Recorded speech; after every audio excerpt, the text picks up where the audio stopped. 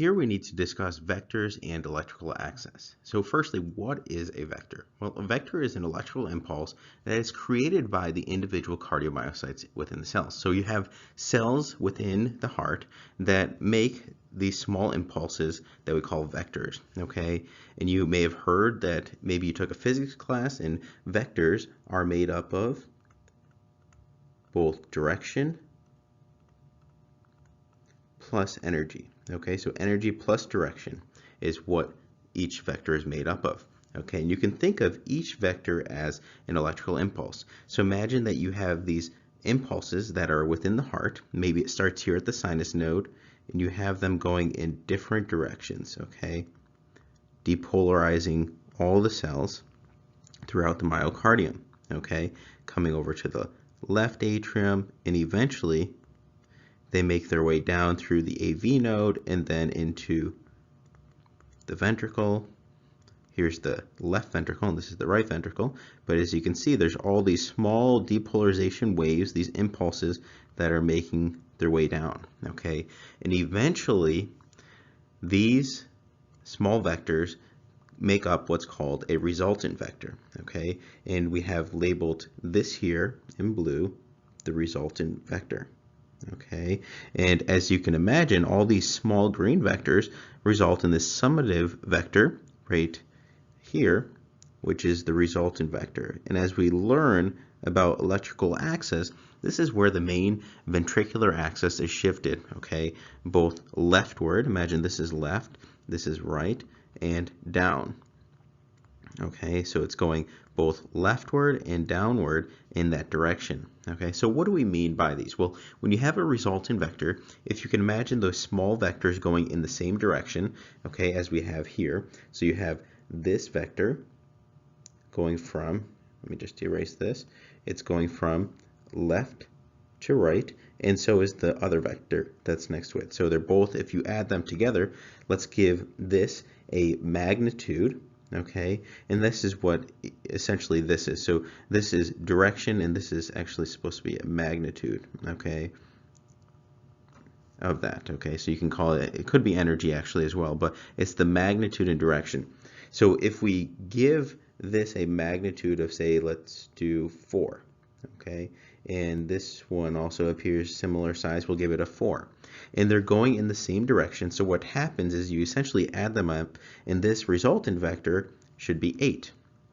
Okay, so 4 plus 4 is 8. Hopefully that makes sense. They're both going in the exact same direction, so they're summated, and when you add them, their direction and their energy adds.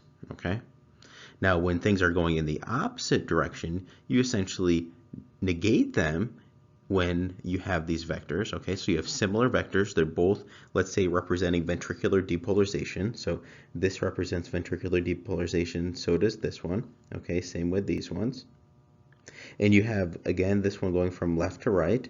All right, and now, however, you have this one going from right to left. Okay, essentially the opposite direction. So again, we can give them an energy of 4 each, but now they're going in opposite directions. Okay, you can imagine two wave fronts colliding.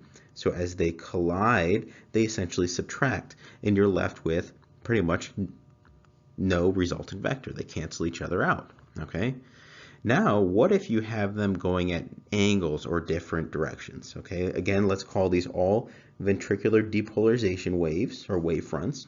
Okay, we'll learn about that later, but imagine that's what they are. This one is going from left to right, okay, and this one's going from up to down, okay, in this direction. So they're not going in the opposite or same direction, but rather at pretty much an angle of each other. Okay, if you imagine them, we can draw them like this, and imagine they are essentially at a 90-degree angle. Now, as a result, you get something that's in between. Okay, so you have a vector going this way and a vector going this way, and the summative vector ends up becoming something like that. And that's what's depicted here, okay, this one here. And you can imagine that the energy will be something between them, okay? Or maybe even greater. So if you had one going maybe in this direction and this direction, and they were 3 each, the summative vector would be something in this direction, but it would be greater than 3 if the magnitude of each of these is 3. Okay.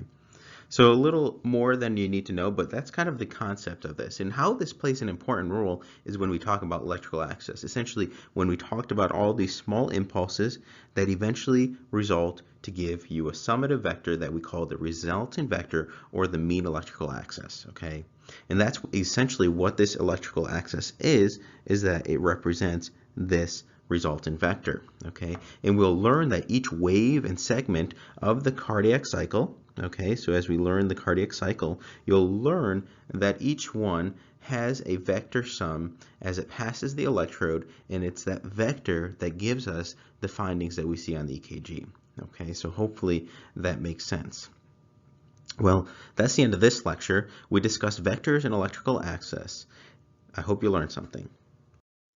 So I'm so excited to share with you guys this new course that we made available, okay? This is a comprehensive course that we use now for training our technicians here at Mayo Clinic, as well as for those that are trying to use and build a foundation, okay? It's the most comprehensive course I've seen out there, and this is something now we're offering to you. Okay, so what does this course include? Well, this is a full color 175-page book, okay? You can see that here. There's two formats actually. Here's one and here's that. One is the full size and this is the pocket version. You also get online videos. So as you can see here, there's a whole consortium of videos that is continuously updated and added to.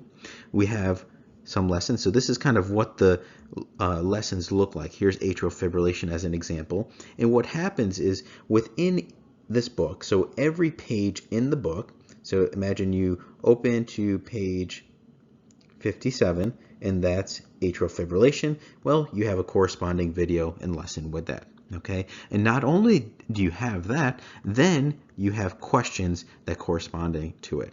There's over 750 practice questions that go with every single topic and lecture and page in the book. Okay, you also get clinical cases where we approach EKG. So if you're actually handed an EKG, how do you approach it, okay? And how does it work in the clinical context? And that is discussed there as well, okay? So that's always new cases that we're adding, and you'll get as well. There's also an ECG coding reference guide that we've put together, okay? So how we code EKGs is based on different codes, and I discussed how you have actually a reference guide, which is this one here that we've put together, and then there's also corresponding videos with that as well, okay? And there's also calipers, so you can see here, that go along with that. So you can get all of this here, and how you get to that is go to the www.ekg.md, click on the course here, okay, and then from there you can check it out. You can see more of the contents there. You can look at one of our videos as a sample and what's actually involved and what they look like, so you can get a good understanding. I'm giving you also 25% off.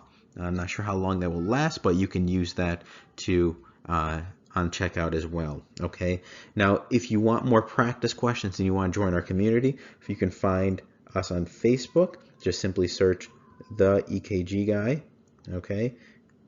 There's over 750,000 of us there that are always trying to learn and grow from each other. So check that out.